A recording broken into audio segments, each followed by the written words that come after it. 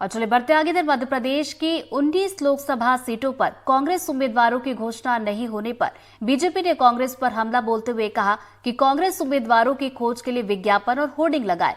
Hoarding लगाने की सलाह पर कांग्रेस ने बीजेपी पर पलटवार करते हुए कहा कि कांग्रेस के पास चुनाव लड़ने वाले नेताओं की फौज है। कांग्रेस जल्द ही बाकी बची हुई सीटों पर बीजेपी के खिलाफ अपने चुनावी योद्धाओं की घोषणा करने वाली है।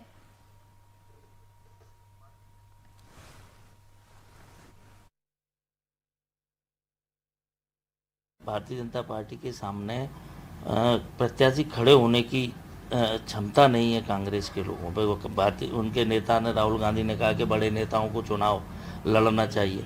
बड़े नेताओं ने जो है डिनाई कर दिया कि हम चुनाव नहीं लड़ेंगे।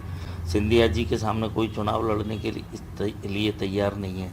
बड़े नेताओं के सामने कोई लड़ने की, क्योंकि धरातल की स्थिति जो मैदानी कांग्रेस का कार्यकर्ता है उसको भी मालूम है, क्योंकि कांग्रेस हिंदुत्व विरोधी हो गई है, धर्म विरोधी हो गई है।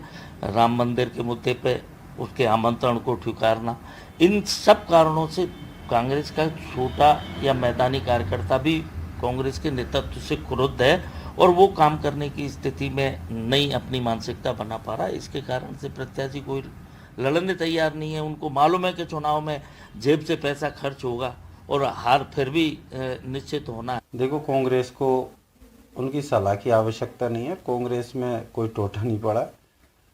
और रही बीजेपी के नेताओं की बात, तो उनको मालूम होना चाहिए कि बीजेपी में अधिक से अधिक कांग्रेसी लोग हैं जो आज पदों पे विराजमान है, और बीजेपी के लोग आज धूल खाते हुए, चप्पल चटकाते फिर रहे हुए हैं। और कांग्रेसियों को जरूरत नहीं है ना होर्डिंग लगाने की और ना इश्तिहार देने की।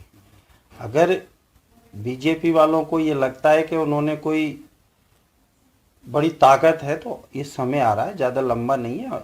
ठीक है, राजनीति में हार जीत चलती रहती है, हम विधानसभा आ रहे हैं, लेकिन मन से नहीं आ रहे। कांग्रेस का कार्यकर्ता आज भी बीजेपी के 10-10 कार्यकर्ताओं पे एक एक कार्यकर्ता भारी है, और वो अपने सिद्धांत और स्वाभिमान की राजनीति कर रहा है, ना कि पैसे और धनबल की राजनीति से चल रहा है।